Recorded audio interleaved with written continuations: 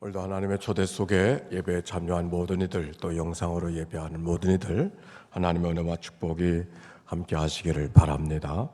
코로나 때문에 물러섰던 마음들을 다시 되돌리기를 원하고 예배가 회복되기를 원하는 기도 속에 5월을 지나고 오늘 네 번째 주일입니다. 다음 주일 2부 예배는 교구별로 앉아서 예배하는 시간을 갖고 이제 속회도 회복되고 온 교회가 회복되어지는 마지막 주간으로 지나려고 하니까 함께 기도하는 마음으로 동참해 주시기 바랍니다.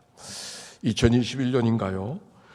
성경 통독서회가 시작이 되었습니다. 코로나 때문에 한 주 아니 두 주를 힘겹게 지나면서 벌써 한 해를 거의 지나가게 되어졌었을 때 하나님이 주셨던 말씀, 저들이 사도의 가르침을 받아 서로 교제하고 떡을 떼며 오로지 기도하기를 힘쓰니라. 이 말씀 앞에 성경 보고 기도하는 교회, 그래 성경 보고 기도하는 교회, 그거는 코로나 상황 속에서도 얼마든지 할 수 있고 아무리 강조해도 지나침이 없는 말씀이 성경 보고 기도하고, 하나님이 그 비전을 따라서 지난 코로나 세월을 우리가 지날 수 있게 된 것이 얼마나 큰 은혜인지 모르겠습니다.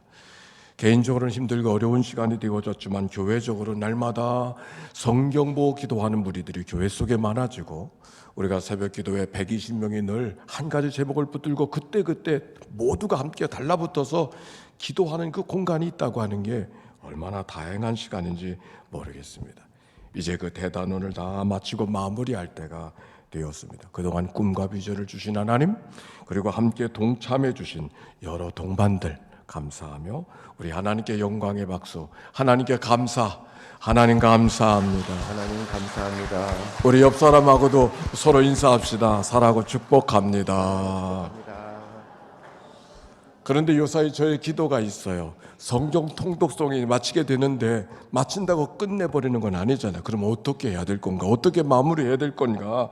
그것이 저의 기도 제목인데, 지난 주간에 읽었던 말씀 속에 이 한 구절이 우리에게 다가왔습니다.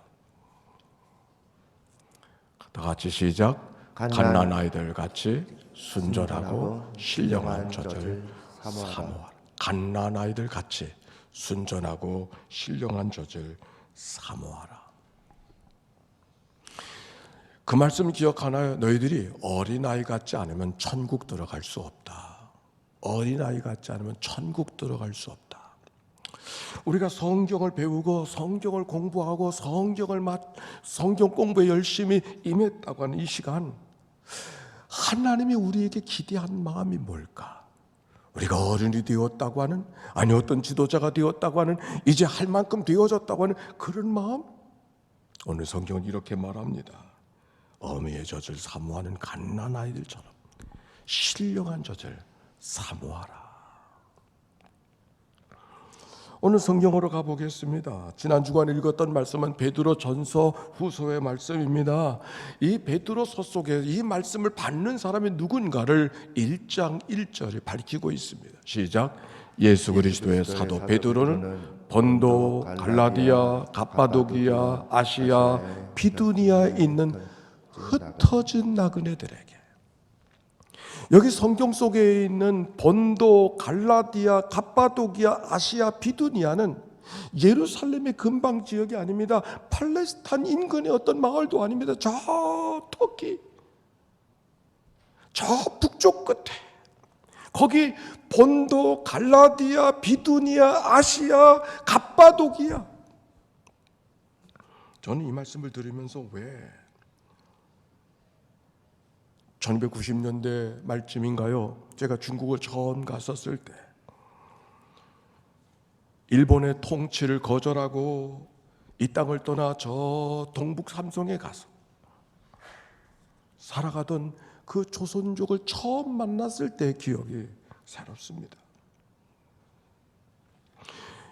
일송정 용종에 거기 가서 해란강이 내다보이는 바로 그곳 속에서, 거기서 만났던 그곳의 주민들, 아마 거기가 본토기 때문에 그 사는 사람도 있겠지만 뭔가 마음의 뜻을 품고 일제의 통치를 거절하고 이 땅에 살기보다 고향을 버리고 떠나겠다고 해서 그곳에 가서, 그러나 다시 돌아올 수가 있었음에도 불구하고 이제는 돌아올 수 없는 고향 땅을 그리며 살던 그 조선족, 아니 그 연해주에 살다가 강제로 중앙아시아로 내쫓겨갔던 그 고려인들, 그들의 모습이 머릿속에 그려지는 거예요.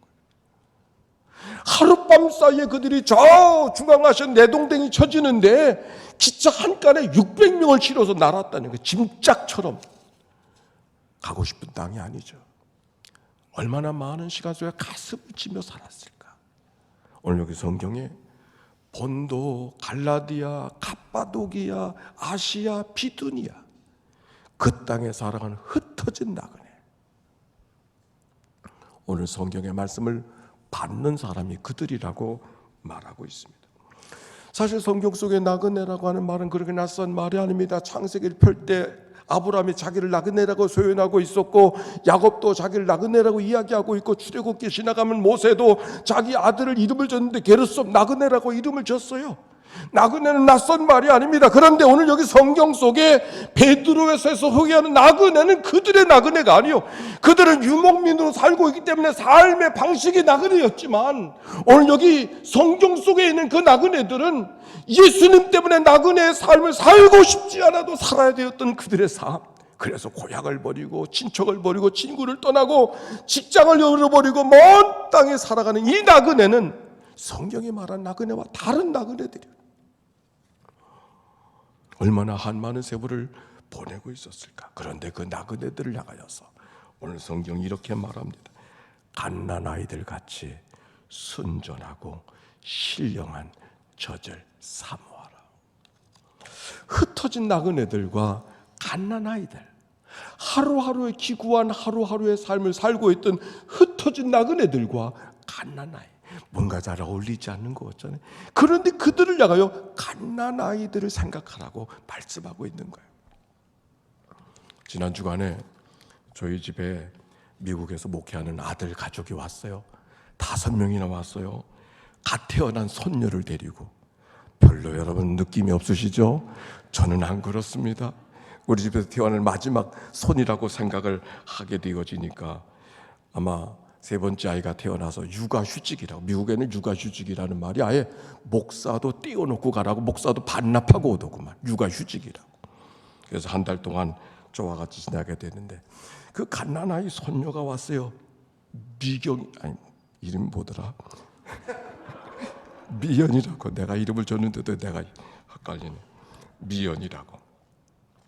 미국에서 태어나서 연자는 연못이거든요. 근데 얼마나 귀엽고 예쁜지 모르겠어요. 웃을 때의 모습은 더 예뻐요. 그런데 오늘 성경 그 예쁜 갓난아이의 얼굴과 흩어진 나그네 좀 안 맞는 것 같잖아요. 근데 성경은 분명 그렇게 말하고 있어요. 그 흩어진 나그네들을 향하여서 갓난아이 어린 모습을 띄어올리라고 이야기하고 이어서 2장 4절 이렇게 말하고 있어요. 같이 읽읍시다. 시작. 사람에게는 버림받으었으나 하나님께는 택하심을 입은 보배로운 산돌이신 예수께 나아가. 여기 산돌, 리빙스톤, 죽음의 권세를 이기시고 다시 사신 예수님을 산돌, 예수 그리스도라고 이야기하면서 너희가 세상에서는 버려진 돌, 죽은 돌처럼 여겨질지 모르지만 산돌 대신 예수께 나아가라고. 마치 히브리서의 말씀으로 말하면 대제사장이신 예수를 깊이 생각하라고 하는 말씀처럼, 아니 그 어떤 날 들었던 것처럼 예수밖에는 살 수가 없어. 예수 믿지 않으면 못 살아. 예수 믿고 살아야 돼.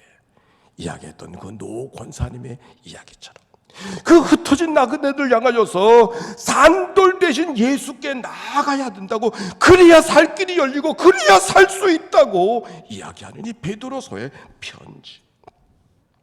그리고 이렇게 말하고 있습니다. 2장 5절의 말씀 시작. 너희도 산돌같이 신령한 집으로 세워지고 예수 그리스도로 말미암아 하나님이 기쁘게 받으실 신령한 제사를 드릴 거룩한 제사장이 될지니라. 너희도 산돌같이 신령한 집으로 세워지고, 여러분 이 말씀 속에 귀한 말씀이 담겨져 있어요. 우리 한 사람 한 사람은 쓸모없는 돌이요, 죽은 돌이요, 버려진 돌이지만 산돌같이 예수를 만나면 산 돌이 될 수 있다고 하는 말씀. 여러분이 죽은 돌 같은 버려진 돌로 산다 할지라도 산돌 대신 예수 그리스도를 만날 때 여러분의 삶이 살아있는 돌로 바꿔질 줄로 믿습니다. 그런데 언제 산돌이 되는가? 신령한 집으로 세워질 때 산돌이 된다. 여러분, 돌 하나로서는 쓸모가 없어요. 돌 하나로는 제대로 쓸모 있는 돌이 아니야. 버려진 돌 같아. 그러나 신령한 집을 위해서는 버려진 돌도 쓸모 있는 돌이 될 수 있다고 하는 말씀. 오늘 말씀을 준비하면 내내 김상태 권사님이 생각이 났는데, 왜 그분은 돌을 만드시는 분이에요. 오늘 예배 오래간만에 오셨네. 여러분, 축대를 쌀 때 생각을 해보세요. 축대를 싸다 보면은 돌 하나하나는 쓸모 있는 돌이, 어떤 돌만에 모든 돌이 쓸모가 있어요. 끼워 넣든지 박아 놓든지 앉혀 놓든지. 축대를 싸거나 돌담을 쌓을 때는 버려질 돌이 없어요. 작으면 작은 대로, 모나면 모난 대로, 크면 큰 대로 모든 돌이 쓰여질 수 있다. 오늘 성경, 돌 하나하나로는 쓸만한 돌이 있고 쓸 수 없는 돌이 있고 산돌이 있고 죽은 돌이 있지만 신령한 집을 세워지기 때는 어떤 돌도 살아있는 돌이 될 수 있다고 하는 오늘의 말씀.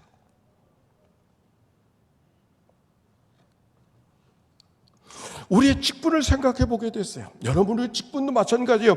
우리가 받은 직분들, 권사님도 계시고 집사님도 계시고 장로님도 계시고 목사도 있고 이렇게 있지만 개인을 위해서는 쓸만한 돌이 아니에요. 우리는 쓸 수 없는 돌도 있고 못난 돌도 있지만 하나님의 교회를 세울 때는 쓸 수 없는 돌이 아무도 없다고 하는 말씀. 아니, 우리의 모든 직분은 다 나 개인을 위한 돌이 아니라 하나님의 교회를 위한 돌이 되어졌었을 때, 아니 하나님의 교회를 세우라고 허락된 직분이었을 때 우리의 삶은 비로소 쓸만한 돌, 산돌이 되어줄 수 있다고 하는 오늘의 말씀.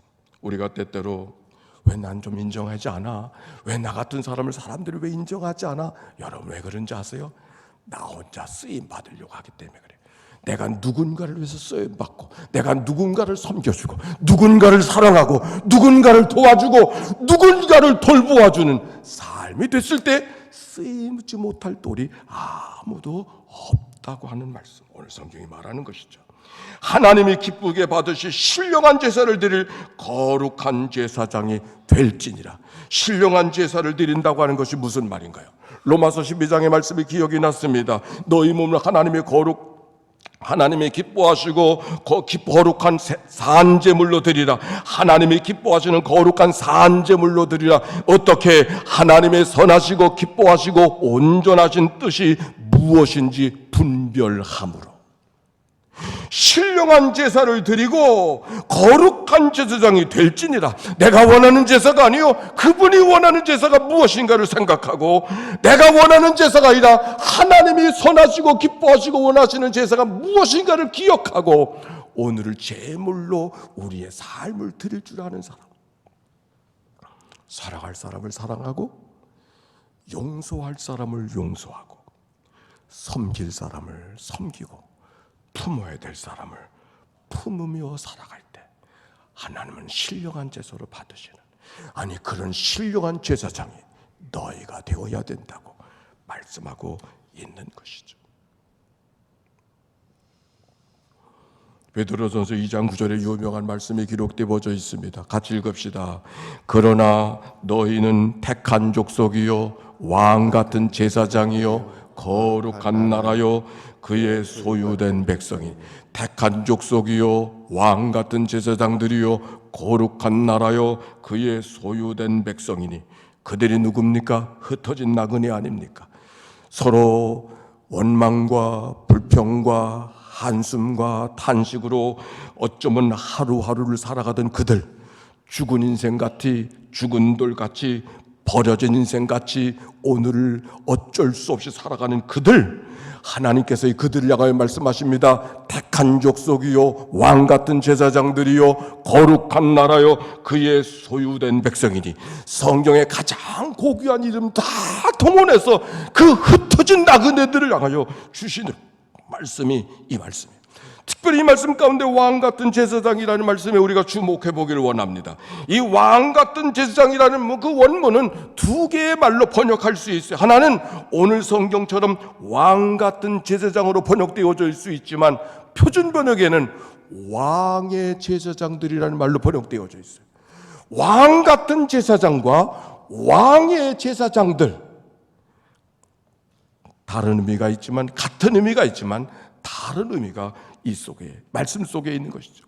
어쩌면 오늘 성경의 말씀은 왕 같은 제사장이기보다는 왕의 제사장, 그의 소유된 백성인 것처럼, 그의 거룩한 나라가 된 것처럼, 그의 택한 백성이 된 것처럼 왕의 제사장으로 우리를 삼아주셨다고 하는 이 말씀은 누구에게? 그 흩어진 나그네들에게. 너희들이 비록 흩어진 나그네 인생을 살아서 무엇 하나도 꾸릴 수가 없는 흩어진 백성으로 오합지졸처럼 그저 자살기 바빠서 살아가는 그런 인생을 살아갈지 모르지만 너 한 사람 한 사람이 왕의 제사장들이니, 누군가를 섬겨주는 제사장, 서로가 서로를 향해서 제사장이 되어주는, 서로 품어주고 서로 용서해주고 서로 사랑해줄 수 있는 그 한 사람이 제사장이 되어졌을 때 그 제사장의 무리들이 하나님이 원하시는 삶이라고, 그래서 신령한 교회의 집을 지어갈 수 있다고 하는 오늘의 말씀이 하나님이 우리에게 가르쳐 주시는 말씀인 것이죠. 그러면서 주시는 말씀 11장 11절의 말씀 시작. 사랑하는 자들아, 거리민과 너희를 권하는 영혼을 거슬러 싸우는 육체의 점역을 제어하라. 사랑하는 자들아, 그들이 누굽니까? 나그네들 아니요. 사랑하는, 이 한심한 백성아, 그렇게 말하잖아. 사랑하는 자들아. 비록 그들은 나그네 같은 삶을, 흩어진 나그네의 삶을 살고 있지만 하나님이 그들을 볼 때는 따뜻한 마음으로 사랑하는 자들아.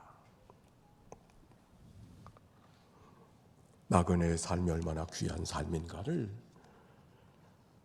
나그네가 아니었을 때는 경험할 수 없는 또 다른 하나님의 은총이 그들에게 있음을 이야기하고 있는 것이죠. 생각해보니 나그네는 누구나 살아가는 게 아니었습니다. 적어도 내 안에 육체의 욕심이 너무 많아서 그 무엇이 되고 싶은 마음 때문에 마음을 늘 담금질해야 되고 늘 용의주도하게 살아가야 되는 사람들은 절대로 나그네의 삶을 살아갈 수가 없어요. 내 삶이 어떤 삶의 자리, 어느 곳에 있다 할지라도 하나님의 내 허락하신 삶인 것을 고백하고, 고난 속에서는 기도할 줄 알고 즐거움 속에는 찬송할 줄 아는 리듬을 갖고 영적인 삶을 살아갈 수 있는 사람만 나그네의 삶을 살아갈 수 있는 거예요. 하루하루의 삶이 이런 일 저런 일들이 내 마음을 훑어내고 내 마음을 힘들고 아프게 할 때가 있지만, 그러나 우리의 삶은 저 본향을 향한 믿음의 삶인 것을 기억하고, 오늘도 하나님께서 나를 신령한 제사장으로 불러주셨다는 이 믿음의 고백을 간직할 때 그의 삶은 전혀 다른 삶을 살아갈 수 있음을 말씀하고 있는 거죠. 또는 말씀을 준비할 때 지미 카터 미국의 대통령이 생각이 났습니다.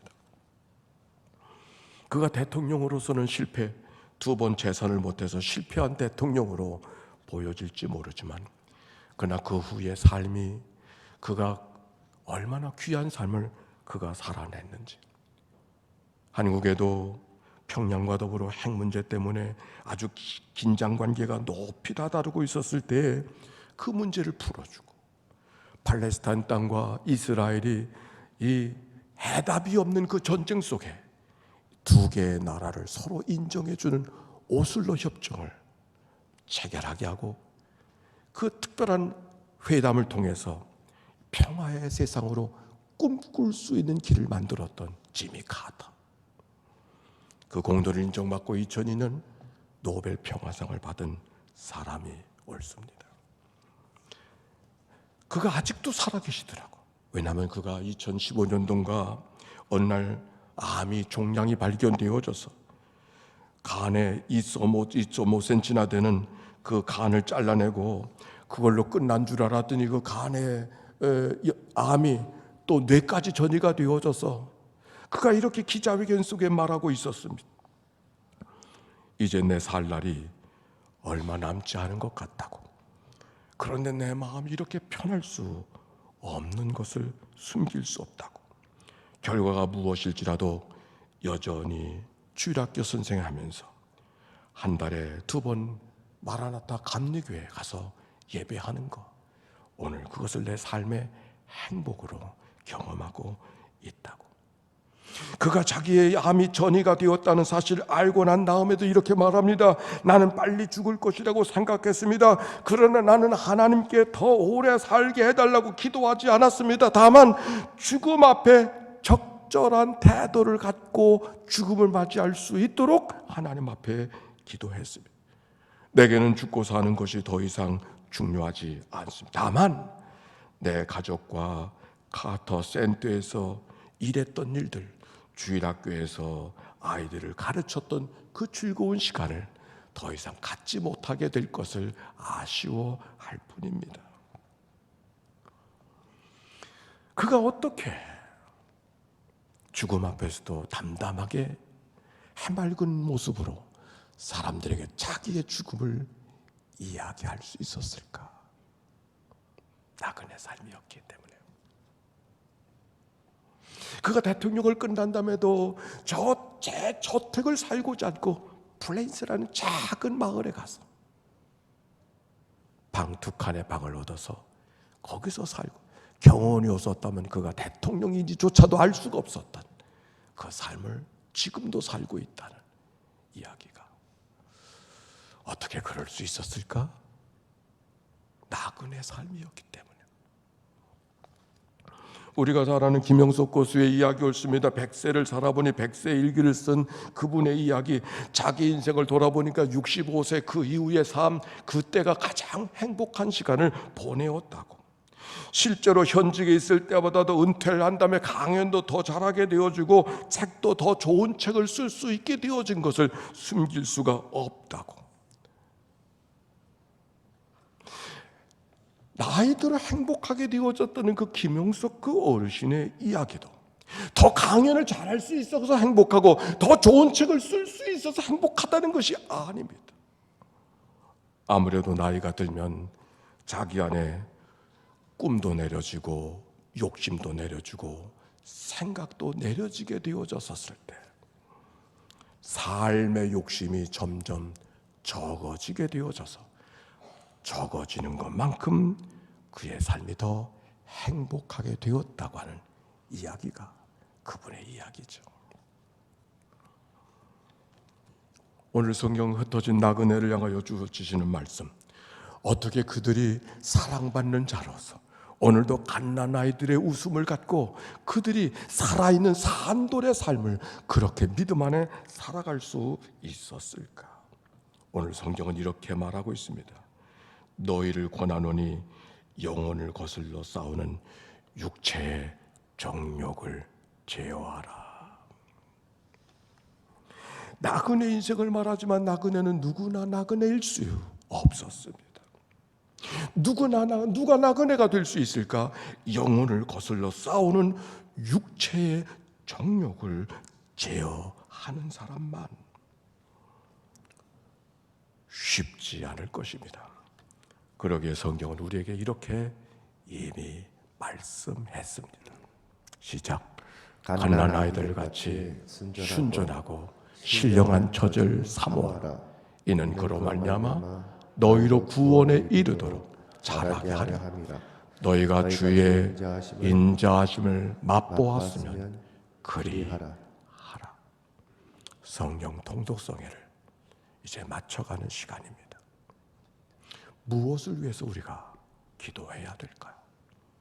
우리가 하나님의 말씀을 통해서 하나님의 말씀의 맛을 보았으니 더더욱 갓난아이들처럼 어미의 젖을 사모하는 어린아이처럼 하나님의 말씀 앞에 다가서는 사, 그것이 진정 우리가 하나님께서 우리에게 원하시는 삶의 모습임을 오늘 깨닫게 되는 것이죠. 그 앞에 11장 베드로전서 1장에도 이런 말씀이 있습니다. 너희가 진리의 순종함으로 너희 영혼을 깨끗하게 하라. 거짓이 없는 형제를 사랑하기에 이르렀으니 마음으로 뜨겁게 서로 사랑하라. 너희가 거듭난 것이 썩어질 씨로 된 것이 아니요 썩지 아니할 씨로 된 것이니. 따라서 합시다. 살아있고 항상 있는 하나님의 말씀으로 되었느니라. 말씀 앞에 갈급함으로 나아가는 믿음의 삶이 되어져서 하나님의 거룩한 영광, 우리의 삶도 더 복되고 행복한 믿음의 삶의 여정이 되시기를 주의 이름으로 축원합니다. 찬양.